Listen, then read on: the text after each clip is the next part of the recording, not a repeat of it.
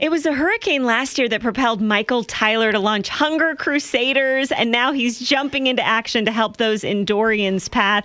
Michael joins us from Myrtle Beach this morning. Good morning. Good morning. Good morning. So, had you ever thought of doing a food ministry before this hurricane hit? Before the hurricane hit last year, no, I never expected to be. Honestly, I never expected to be in ministry. Period. You were landscaping, right? But, yes, I am a landscaper. Last year I had just honestly accepted Christ, probably 2 months or so before the hurricane hit. And we were prepping to go right after the hurricane hit to North Carolina to try to cut some trees down. My brother and I, we were going to go try to make some money. And we had all of our landscape trailers loaded. And we honestly been talking about this idea for a while. And I kind of said a prayer to myself. And all of a sudden on the Weather Channel, the mayor from New Bern, North Carolina comes on and says, "We're calling on all God's children. We need food and water now." And honestly, I saw it as God calling me to step into faith and move out to try to help some people.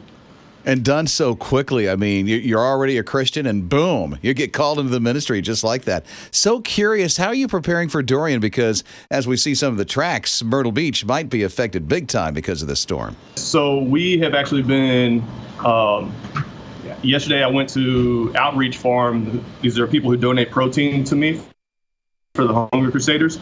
And I went and picked up 400 pounds of meat to put in deep freezers in preparation for the storm coming. And we've been prepping our trailers, getting propane ready, and just kind of preparing and waiting until the storm passes.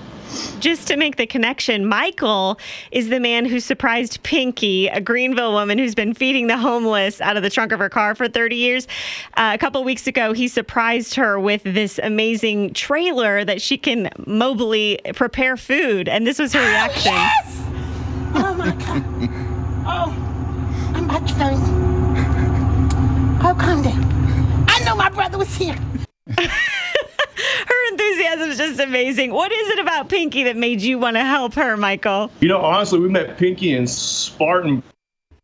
We like to do some road trips. We get to focus on God and our relationship with God on road trips when we get to feed the homeless. So when we were in Spartanburg, she was out there doing a church service in the streets, and she went to close in prayer.